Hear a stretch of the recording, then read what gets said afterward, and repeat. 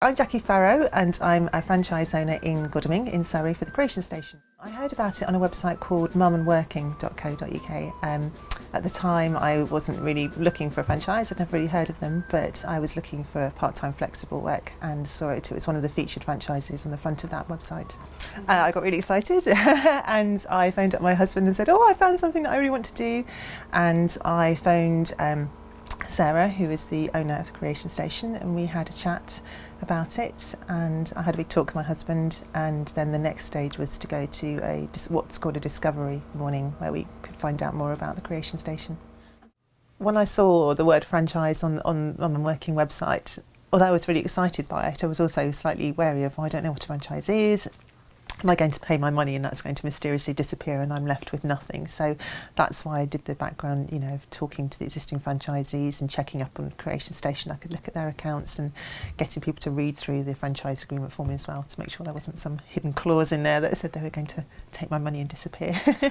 Well, Sarah had been in touch a couple of times while I'd been thinking, and again there was no pressure. I just said, I'm still thinking about it, and she said that was fine, just let me know when you do decide. And then once I had made up my mind, she then sent me the franchise agreement to have a look at, and I at that point paid a deposit, and I knew at that point that if I looked at the agreement and I didn't like what I saw, then I could back out and I would get the deposit refunded and that would all be fine. So that was reassuring in a way as well. Also at that point I had got in touch with a lot of existing franchisees, which was one of the things that reassured me. When I spoke to Sarah, I had said, could I talk to the franchisees, and she sent me a whole list. I had a list of questions that I'd emailed to all of them, and they all replied, which was really encouraging, and they were all very positive.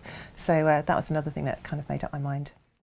When I went to the discovery morning, I went down to Exeter, where Sarah was based, and I saw a class in action, and I could take my children along, which was really important because I got to see it from a parent's perspective, to see that it really worked.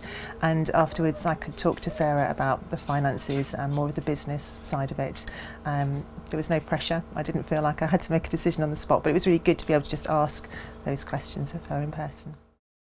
It cost me £10,000 to buy the franchise, so that included the territory and the training and also all the equipment as well. I had a little bit myself, but I was lucky enough to be able to borrow some money from my parents, so yeah. So I went down to Devon for the training, which was 4 days of training, and there was me and 2 other franchisees, and we learned about hands-on running, so we got to run some classes, which was really good, and there was lots of training and support about the marketing side of it, which was really good because I had no background in that at all. It was something that I was slightly wary of. So that was great, and we got given a lot of the startup equipment as well. I was thinking about starting classes in maybe half a term's time, and then actually a lot of my children's friends' parents said, well, can you run something at half term? And I sort of thought, actually yes I could. So I just spread the word by word of mouth locally, and I had a full class, and that was in a few weeks of coming back from training, and that was it really, and I just hit the ground running from there.